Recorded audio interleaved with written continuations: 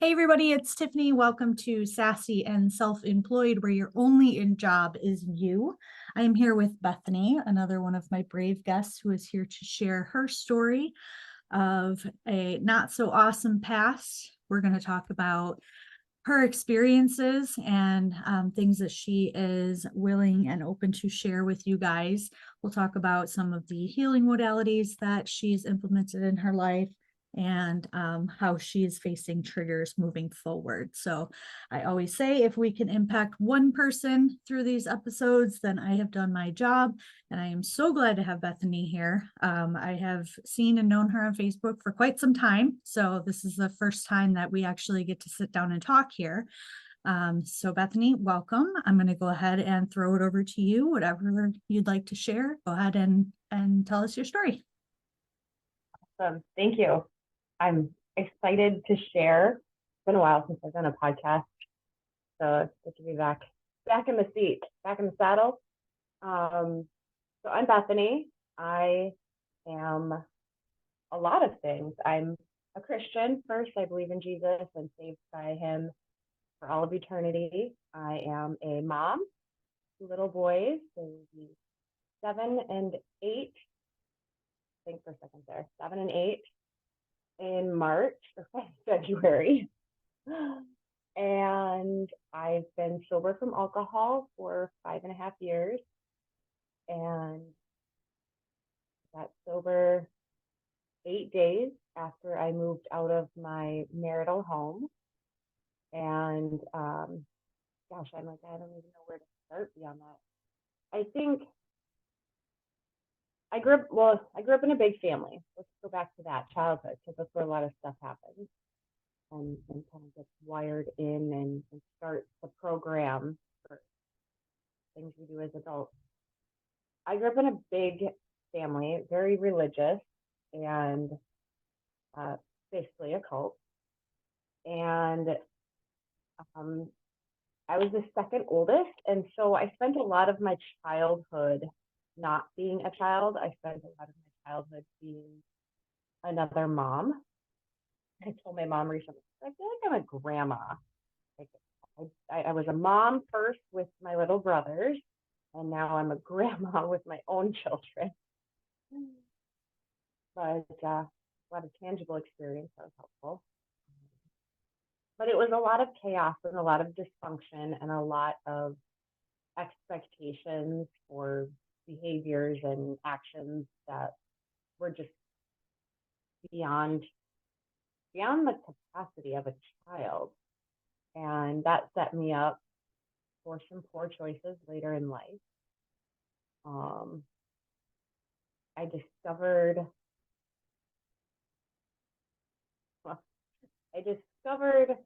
vodka when I was 19. That was a whole new life change. I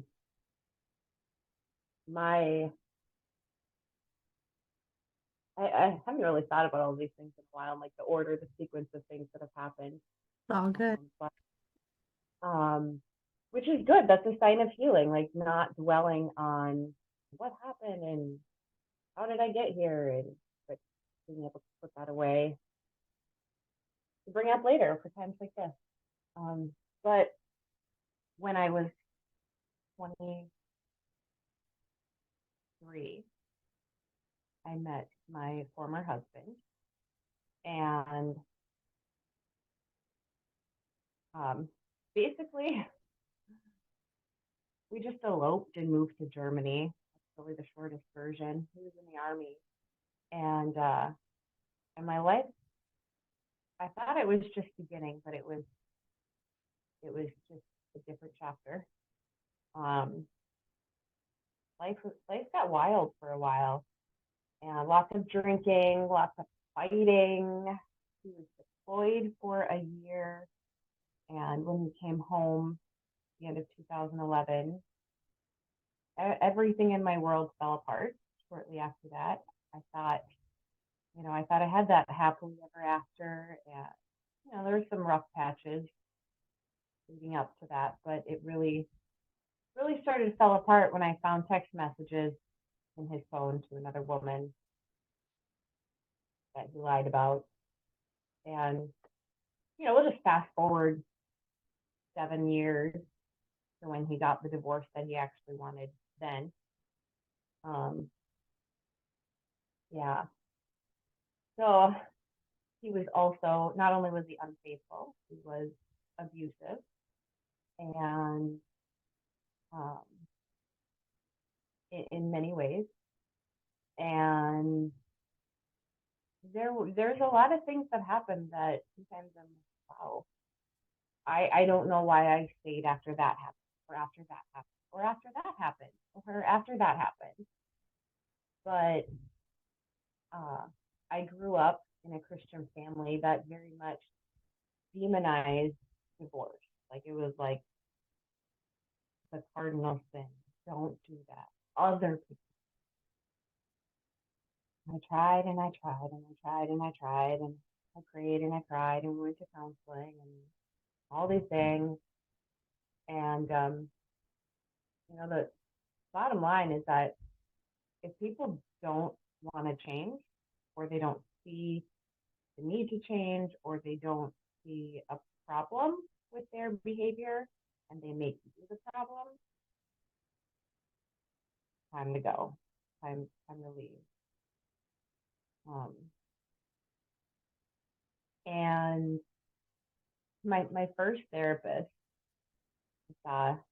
in 2011, and at the end of our time together, as we were preparing to move from Germany to Alaska, my therapist said to me, I just don't think your husband wants to be married to you anymore.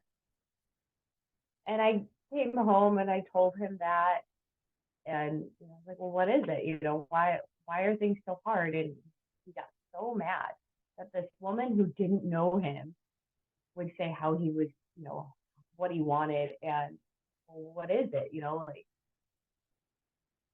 of course, it led to a giant fight, and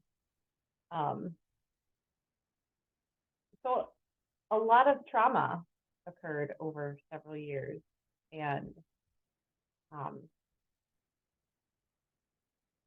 stayed and I stayed and I stayed, and then had two babies, and I stayed and I stayed, and I left and I went back and left and went back, and kind of bouncing all over the place a little bit. Kind of a crazy long story, but eventually got divorced and have been actively healing in therapy for about 6 years now. In 2017, I was still married and still drinking. My babies were under 2 and under 1, both back to back. And my therapist at the time diagnosed me with PTSD, post-traumatic stress disorder. And so I went home, told him that, and he laughed at me. Oh, you weren't deployed to Afghanistan. There's no way you have PTSD. Oh, yeah, maybe being married to you. But that was in the beginning of the end. Well, I guess the beginning of the end really shouldn't be before that. But by then I was in such a season of survival, just fear, survival, coping with an unfaithful and unsupportive husband, 2 babies under 2, being utterly exhausted, managing our home and all the, home things, groceries and dishes and babies and laundry and all those things, and drinking pretty much every single day, using cannabis every single day, just trying to survive. And like a few minutes ago, I always say trigger warning. on, throw it out there now. December of 2017, Christmas, I was I hit rock bottom. I hit more rock bottoms later, but that was rock bottom for sure. And I was suicidal. And I on Christmas night, late, 3 in the morning, um, I started making a plan. Not the good kind of plan, but like I'm done with this. And then I knew that wasn't what I wanted. So then I made a plan to leave. The next morning, packed up and left for probably like the sixth time, fifth time maybe.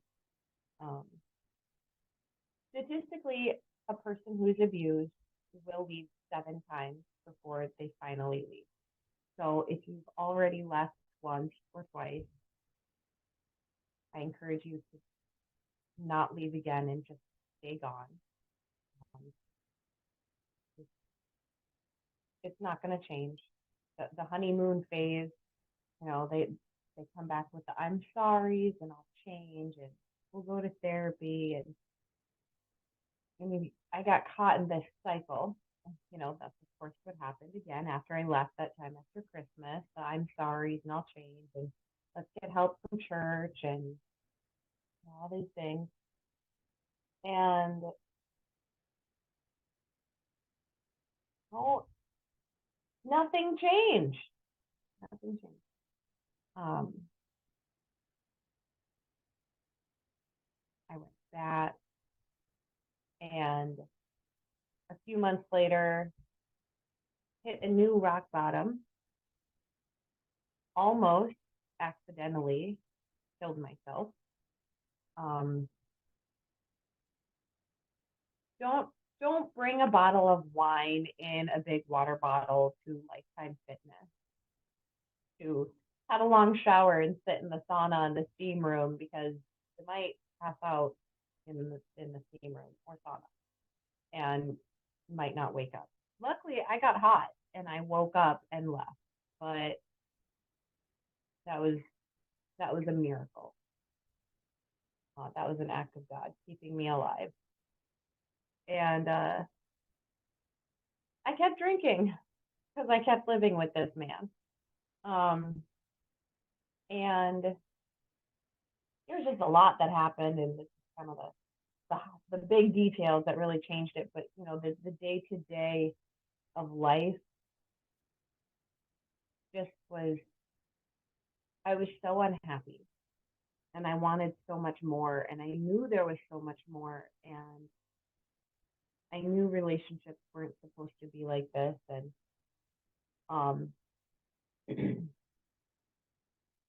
and the big fight in our marriage was his pornography use, and then his drinking, and then my drinking, and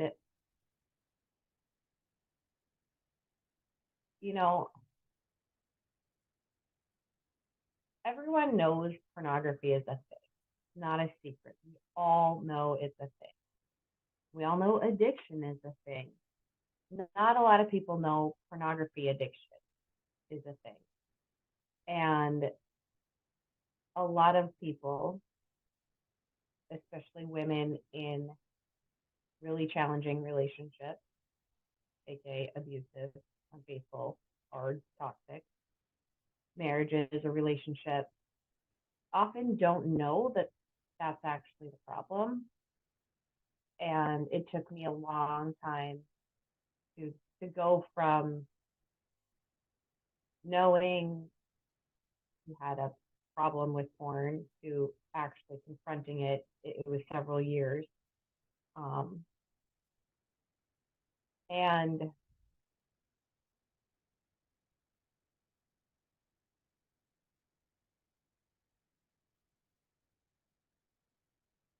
see.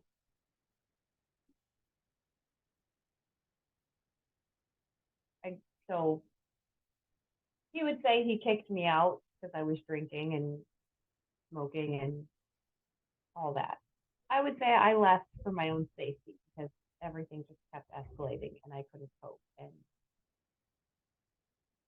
throw into all of that postpartum mental health challenges too, because two babies in 2 years is the doozy on your hormones and your body and exhaustion and your whole life, and not having a supportive partner really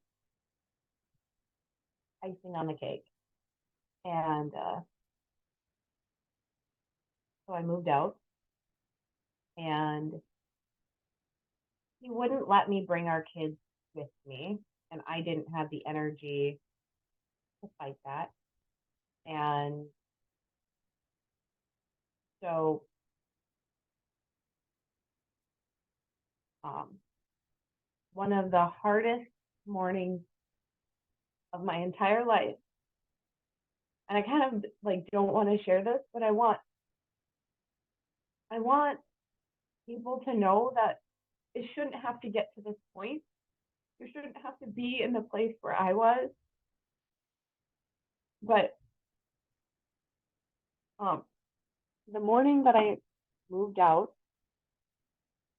April 8th, 2018, my baby was 14 months old, just over one. And that morning, he woke up and I woke up and I made him his bottle and I gave it to him. And I held him and I just knew it was going to be a long time before I woke up with him again. And I wasn't in a place to fight him to take my kids and take care of them and take care of me. And it was a long time before I had a morning with my babies. It was an entire year.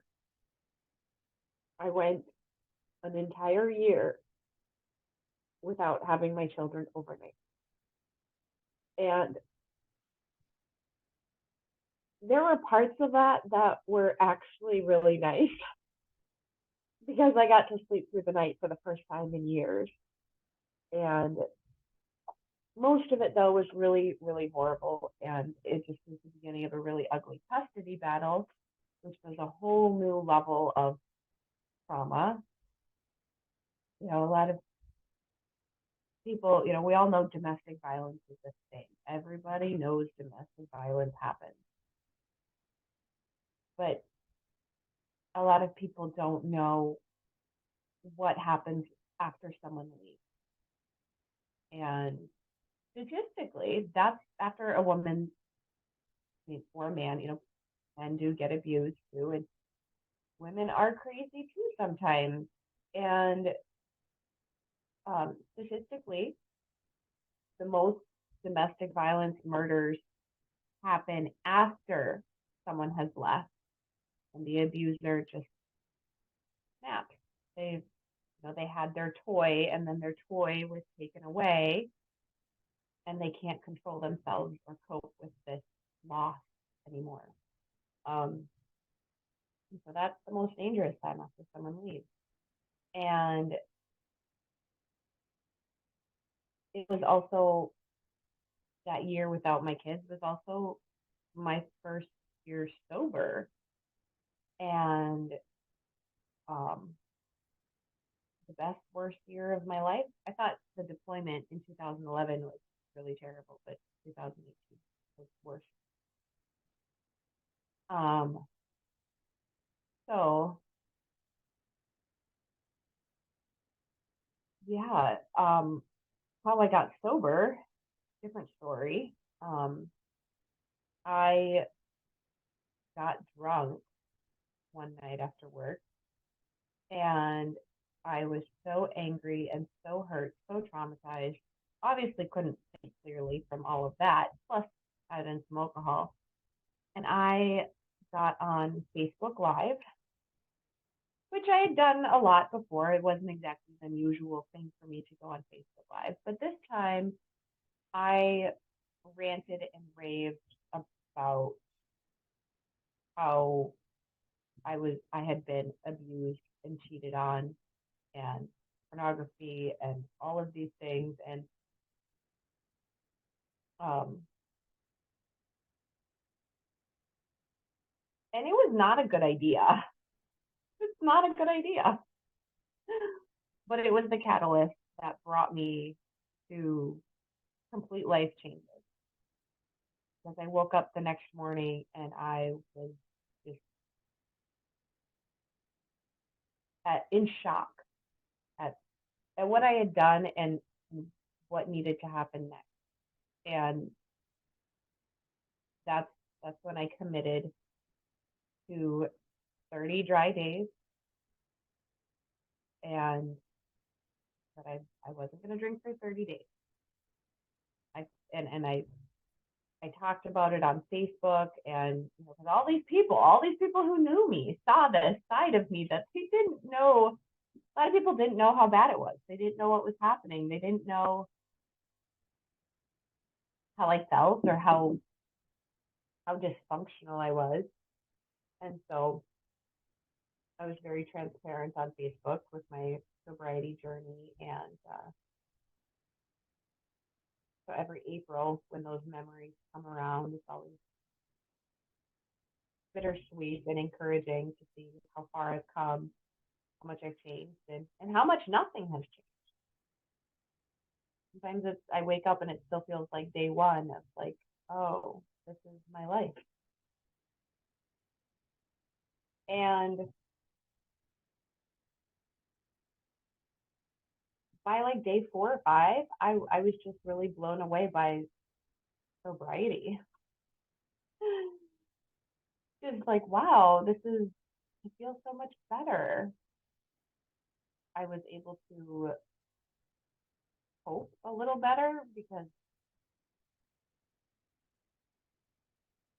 well, maybe not. I mean, it was kind of a blur, but it just, I felt physically better because I wasn't hungover every morning I woke up.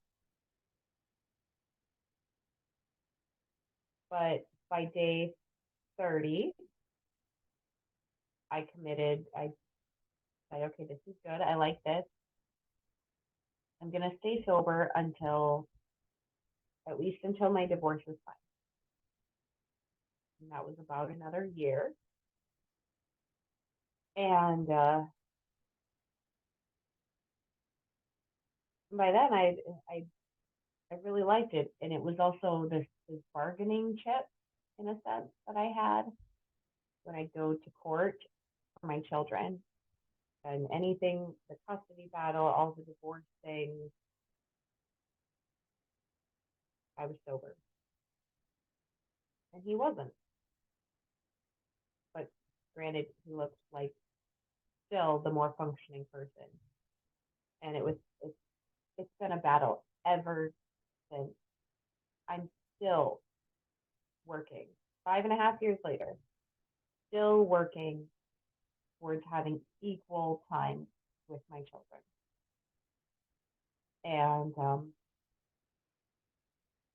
And so needless to say, that in and of itself was extremely traumatic. Having to tell all of these strangers what happened in our marriage and why custody should be a certain way, and also had to pay these people a bunch of money, a lawyer and mediator and eventually a judge, and it's a whole traumatic thing. So as I was healing from some things, new wounds were being opened from like just the dehumanizing of the whole process of how much the devaluing and the invalidating and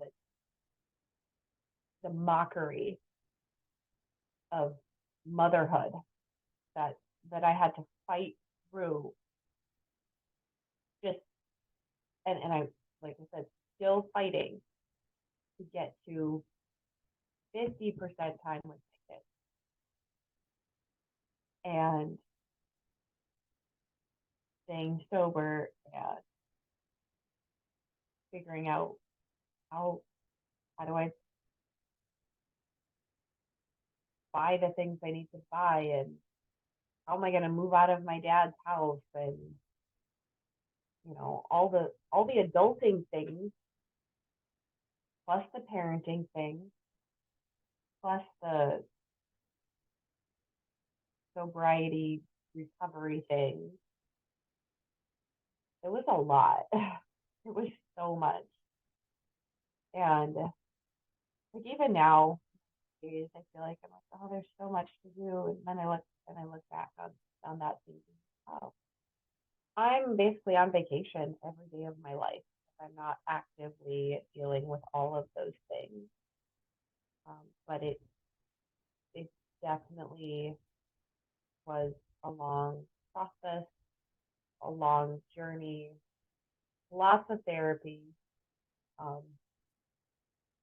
I did a couple of outpatient programs for mental health. Um, and when it comes to these things and like sharing my story, and I feel like I want to tell everything. I want to be an open, but there's a part of me that still fears that he could take what I say and twist it and try to continue to portray me as mentally unstable or still too, unpredictable, like I might relapse or um, it's it's a weird fear, but it's real, but also pretty ridiculous, but also plausible. Um, but I I started my mental health healing journey with individual therapy, and I also looked into. I had heard of this program for postpartum mental health and got into that, and called the Mother Baby Program at Hennepin County Medical Center here in the Twin Cities in Minnesota. I highly recommend it. They probably have a Zoom version, or it's other programs around the world, around the country, maybe around the world. Um, nobody in society, like mainstream society, talks about enough about how hard that transition is into motherhood for some people. Um, the hormone changes, the relationship changes, the sleep, the feeding two humans instead of one, and or only feeding the one and forgetting yourself and ending up in a bad place because you're starving and terrible. Your brain just doesn't function anymore. Um, but I did the mother baby program, and they referred me to a PTSD outpatient program. Um, and each of these programs were several weeks long, multiple days a week, several hours a day. I have no idea how many hours I spent in therapy, but it's a lot. And then from the PTSD program, they referred me to a program called DBT, which stands for Dialectical Behavior Therapy. And that's one of the things I would talk about when we talk about healing. DBT was a game changer for me. And that was a year-long program with once a week, it was a group class, basically, and then an hour individual session with the therapist. And that was totally life-changing for me. Each of these programs was life-changing in their own way, and they built upon themselves and the skills that I learned. Well, one thing I noticed as I was going through all of these is there wasn't an intentional, specific focus, guided focus on eating and food and not coping with food. So there was general like eat well, eat breakfast, take care of yourself. If you see me, I'm doing air quotes. Um, all the things they say. Don't forget to eat and eat well balanced meals and all of that. But what does that really mean?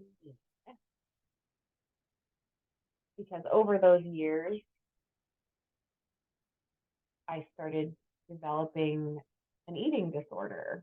And instead of alcohol, I was coping with food. Surprise! And in all of that, my food journey, one of the things that's kind of been not the hardest, but definitely a harder part of it is that I've never looked like a person with a food problem. And I would get that comment a lot when I would tell people, like, yeah, I'm in eating disorder therapy. And they'd look at me and be like, well, why? Like, I I look healthy. I am blessed with a good metabolism and good good way of processing all that food, I guess. But um, that was a different level and layer of healing and recognizing that um, and I spent most of 2022 just recently in eating disorder therapy. And I talk a lot on my social media. I talk a lot about sobriety from alcohol and I talk some about eating disorder recovery, but not as much as I would actually like to, because um, eating disorders are really complicated and they come in all different ways and shapes and forms. And my diagnosis is actually unspecified, in the air quotes, unspecified eating disorder. Other, for sure, there was an other on the end, but it was for sure unspecified eating disorder. Basically, it was disordered thinking about food and disordered ways of eating and binge eating. And that a whole nother piece, because like alcohol, you can just stop drinking. That's the thing. Just stop drinking. But you still have to eat. So it gets complicated. And not only do you still have to eat, you still have to eat multiple times every single day. So it gets kind of tedious. And that's something that I'm still working on, and I know I've seen firsthand how that impacts my capacity to cope with triggers and how I sleep and how my energy levels are. And it's just, we all know it's important as well, but what does that actually look like? And um, it's been a journey, a long journey. And a whole lot more than that has happened in the last 37 years of my life. But, a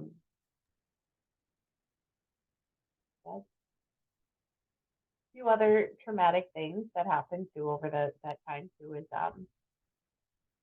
my parents got divorced the same year I did. The same people who preached against divorce and brought me to a church and had me in a community that all preached against divorce, they got divorced too. That was both traumatizing and healing to feel that, knowing that, okay, well, my mom's doing this too, so it's okay to get divorced. But also, I knew my dad, and I knew I would divorce my dad too. So that still was traumatic. And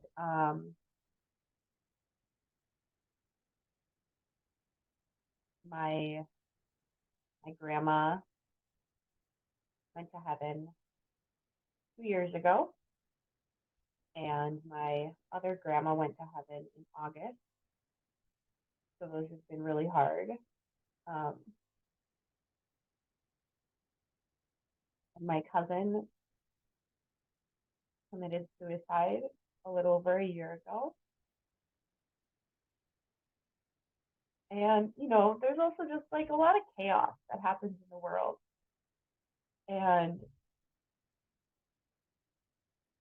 I've realized that I am a person who feels things very big when I feel things. And one of my coping mechanisms that is to be numb instead of feeling. And, whether it was alcohol or cannabis or food, I would try to escape the big feelings, because for a long time I felt like I couldn't, once I would get into the feelings, I couldn't get out of the feelings. And that's where the healing parts come in, and actually healing my body with so many different things. Like I've just done so many things. So yeah, that's a lot of my story. I also grew up in an entrepreneurial family, so I've always been entrepreneurial. So I've always had like businesses and different things going on. I did my first craft show when I was 14. I currently have 2 businesses, although I'm not really actively working either one of them, but I have them. They exist. And having those other outlets has been, like, entrepreneurial outlets has been helpful, but also it feels very daunting to do those tasks beyond the tasks of survival. So yeah, that's probably the shortest version of my story that I could do. And I'm probably forgetting really big things. Well, I mean, you shared a lot with us, and you know, uh, y- I want to thank you again for being here. Me personally, I was diagnosed with CPTSD also, and people don't, like you had mentioned, your ex will throw out like, wait a minute, what traumatic one-time event have you been through? And people don't realize that ongoing stress and abuse and manipulation and gaslighting and all the things really start to, I mean, they affect your brain. They On a neurological level. absolutely they shrink pieces, expand pieces, and you find yourself in that fight or flight as a default, as a result of that. And there's a lot of people out there too. I mean, my trauma started in childhood, and you having grown up in a Christian family that is anti-divorce, on top of the manipulation and the love bombing and the toxic circle and cycle of abuse that happens. That's an added layer of pressure that you had on you when it came to trying to get out. It's hard enough once you realize and you have that aha moment of, holy cow, is this my life right now? um, it takes a lot, and like you said, 7 times statistically for somebody to leave, for them to stay gone.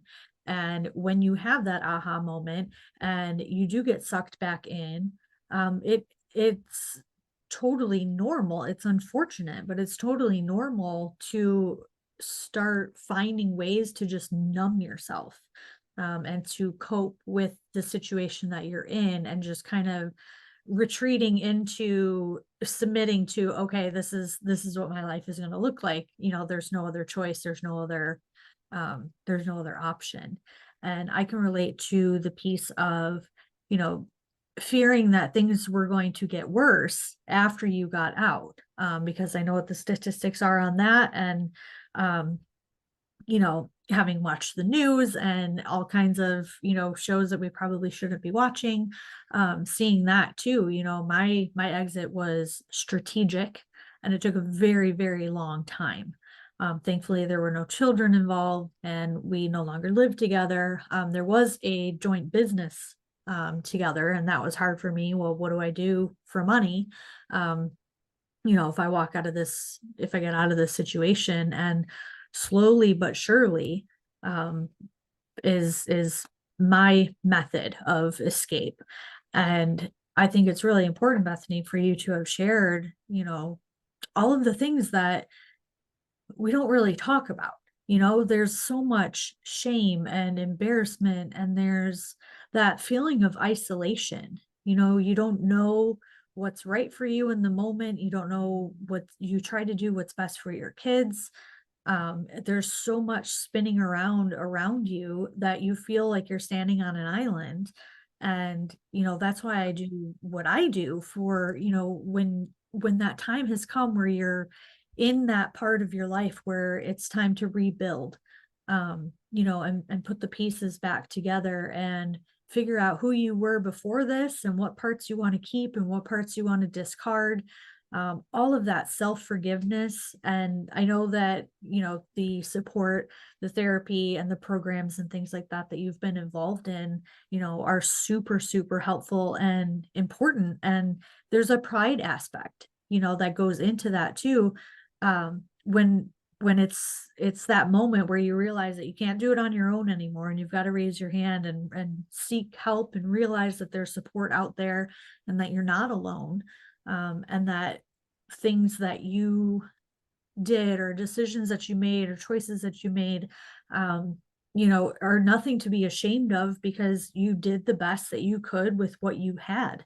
And this is a process. It's a process to, when you enter a relationship with someone, of course they're the best thing since sliced bread, because that's what they want you to see. But as soon as you take, if soon as you call them out, you explained in therapy when you came back and said, hey, what's going on here, as soon as they feel called out, that's when the wrath happens, right? And that's when you want to leave, and that's when they, bring you back. And that can happen so many times, but it's a very slow process, and you don't realize that it's happening until you do have that what the hell like aha moment. And you kind of look back on the duration of the relationship up to that point, and now you're like, well, shit, well, what do I do?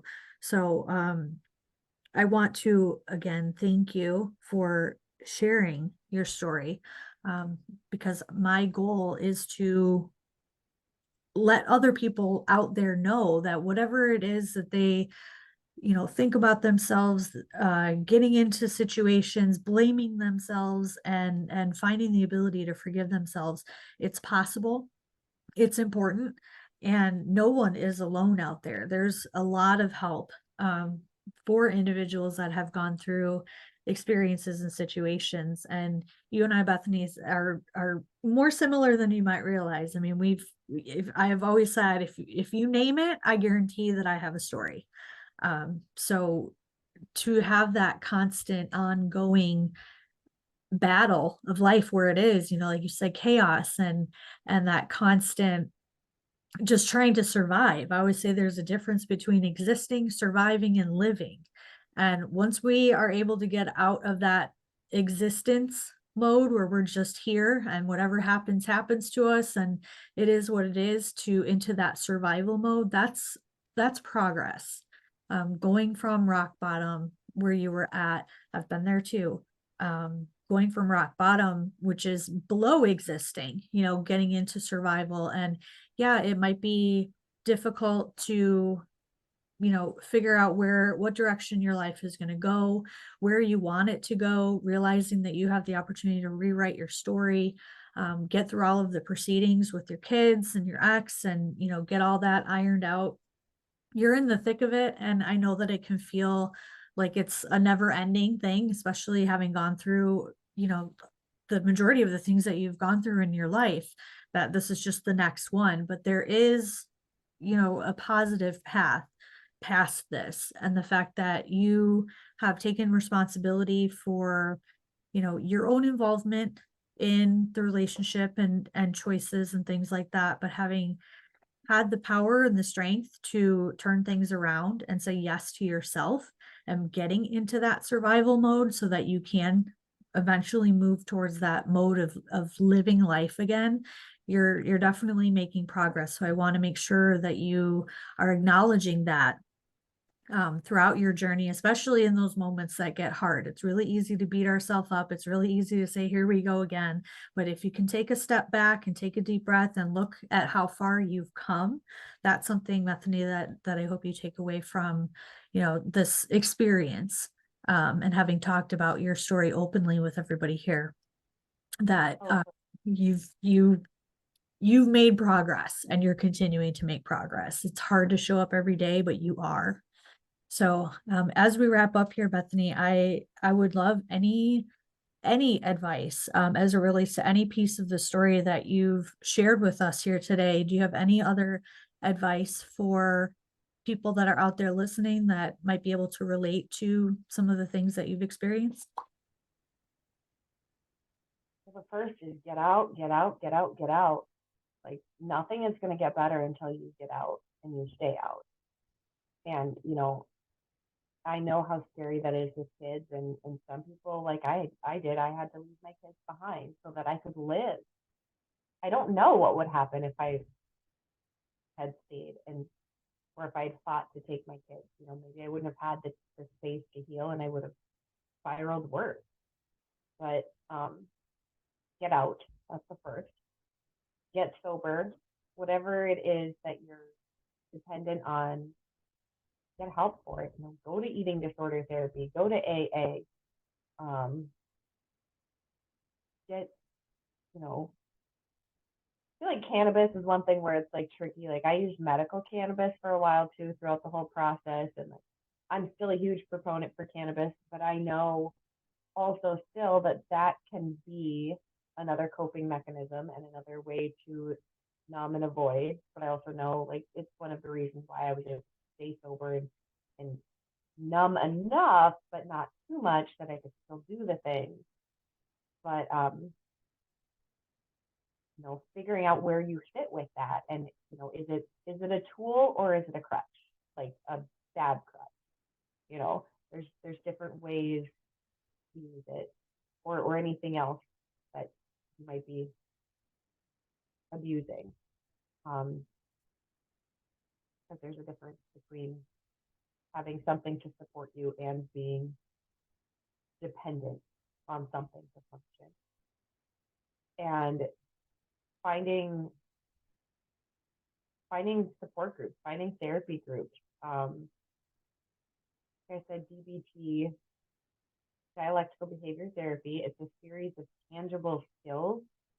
Like mindfulness is one of them, which should be something simple that we all kind of know and kind of do. But once I learned about this, I'm like, oh, that's kind of new. Like, and that's just being present, being aware of the moment and what's happening and where your body is feeling like sensations or being present. Um, and another modality, totally different type of therapy that I've used that's been life changing. It's called quantum neuro reset therapy. Quantum neuro reset therapy, QNRT, and that's like muscle testing with some fancy lasers and different tapping poking. It's just so abstract. I can't even explain it audio, without showing, standing like poke here and tap here and do this. But it's still, it's kind of hard to find someone. It's not very widely known, but that was absolutely life changing for me. My faith in God has been absolutely an anchor. Trusting God to bring me through this, trusting God to protect me, trusting God with my children, above and beyond what I can protect my children. Every mom wants to protect their kids, but every mom also knows they can't. And it's a reality accepted to know I can't do everything for my kids. I can't be there when they're at school. I can't be there when they're on the bus. I can't be there even if they were coming home to me on the bus. I can't be there on the bus. I can't be there at school, or I can't be there when they're at their other home with their dad. Trusting God, trusting a higher power to protect and take care of the things, even myself, the things that are beyond my control. And essential oils has been huge. I could do like literally hours just on essential oils, just on each of these healing modalities through NRT and CBT and faith. Essential oils work on a cellular level to actually change your cells, and that's huge for healing. Mindset and thoughts, like the way you think, is super important. But if the deep beliefs of your cells and the alignment, actual like physiological alignment of your body and your cells and your organs isn't aligned, you're going to have a real hard time thinking your way out of a trigger, out of the sadness that I felt when I was talking about that morning with my son, and something else. I don't even remember what it was, but I was getting emotional about it. And but now I feel fairly regulated because I've done all of this healing work for years. That's what people need to realize, is that it's like having a full-time job for multiple years, except instead of getting paid, you're paid. You're buying supplements and doctors and essential oils and therapy that's not covered by insurance and all of these things. And then the hours spent doing these things. There is no quick fix. There's no shortcut. Someone asked me several years ago, on a scale of 1 to 10, how do you feel about your life? Like, where's your life now and everything? And this was like a domestic violence advocate and awareness. She was a survivor herself, and it was talking about getting to where we want to be. And this is about 4 years ago, and I said, on a scale of 1 to 10, based on where I was, a 14. Like, I'm above and beyond. I'm so much better than I ever thought possible during that season.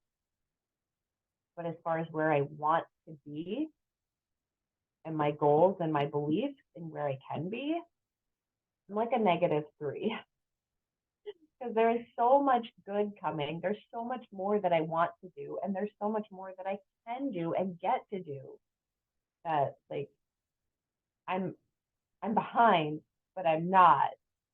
Like, there's just so much that I want to do, and I know it's possible. And I think that one of the most important things to have is hope, faith, trust, believe. Believe it's going to get better. Believe you can heal. Like, as I'm saying this, I can like feel the energy in my body of how absolutely intensely, I feel like I'm vibrating in my cells, how loudly and boldly I believe that good things are coming. even in a bad situation, even in a situation, you know, I'm not where I want to be. I'm in an apartment. I don't own a home yet. I need a new car soon. So there's all these things that are coming, but I believe they're coming, and I'm pushing for that and working for that. And if you don't believe, like absolutely truly believe, as much as you believe in gravity and breathing, believe it's going to get better, and you deserve it, and you are worthy of it, and you can keep it. It's not going to just be like a little vacation blip. It's your whole life gets to be filled with good things. And you also have to cultivate that and work for it and plan for it and make space by getting rid of the old stuff. And I could go on for a long time about that too. Yeah, there's so many things, and I think you bring up a good point too, that people don't realize, especially individuals that have gone through such traumatic long-term toxic negative experiences, is that on the cellular level. We touched on a little bit about neurologically how abuse can affect you, but abuse affects your entire body in a gagillion different ways. And going out there and practicing mindfulness and things, you do have to consider the physical and the mental and the spiritual and the emotional. Everything has to work hand in hand together. You can't just take one path. There's so many different things out there, but it's a matter of finding the right combination, whether it be CBD, or whether it be, essential oils or meditation. I mean, there's so many different things, like you said, out there, that it's a matter of being conscious of what it is that you're choosing. And if you're picking just one path and you're not seeing the progress that you are hoping to see, or make, then don't get frustrated. It's so easy to get frustrated and hear these gurus that are out there on YouTube and TikTok, and, oh, just do this, like you mentioned earlier, oh, just stop drinking. If if you don't understand, if you haven't been through things yourself, it's a lot easier said than done. But when you're going through that healing process, it is really a combination of multiple different modalities, and there's a lot of trial and error. And I'm with you 100,000% in what you said. Healing is a full-time job, and it is a journey. It's a process. You'll hear generic comments out there, but very, very true, that you've lived your first 37, in my case 42 years on this earth, going through the things that you went through. We can't expect to wake up the next day after we've made a decision to reclaim our power and take our lives back, for things to just flip. And even when we're not seeing that progress, it's super, super important to remind yourself again, like, Bethany, like I mentioned to you, look back on how far you've come, but also realize that it is a process, and try to find a way to embrace and appreciate the journey itself, instead of always focusing on that finish line. Because when it comes to healing, one, again, you're undoing a lifetime worth of trauma, and two, there's never really an end to the journey of healing. It is really a full-time job. It takes commitment, it takes research and support, and um, understanding what your options are, and really taking that time to sit and focus. And I personally, when I got out of my situation, I had enough in savings that I was able to take the time, like your Bethany, kind of put the job on, or put the business on hold, and focus on myself for a while, and to have that possibility and that opportunity to be able to do that, not everybody has. So that's something that I'm super grateful for, is that I had the opportunity to really take about 2.5 years of time to myself, to really just solely focus on my healing. So anybody out there that is listening to the things that I'm mentioning and everything that Bethany has shared here today, definitely reach out if you're feeling stuck, if you're not sure if the modality that you've chosen is working for you, or how you can improve, or where you need to shift and adjust. Definitely reach out. I'll have my information down in the show notes. And Bethany, if it's okay with you, and I put your information in there as well if anybody wants to reach out. If not, that is super okay. And I want to, awesome, because you never know, so you can help someone and someone else can help you. And that's what this is really here for. So I want to thank you again, Bethany, for being on here with me and for sharing your story and for finding the bravery to put your story out there to help heal and give other people inspiration and hope and help empower them on their healing journey as well. And thank you, everybody, for listening. Like I said, reach out to me if you have anything that you would like to discuss, anything you want to share, or if you'd like to be a guest on my next episode. Talk to you soon.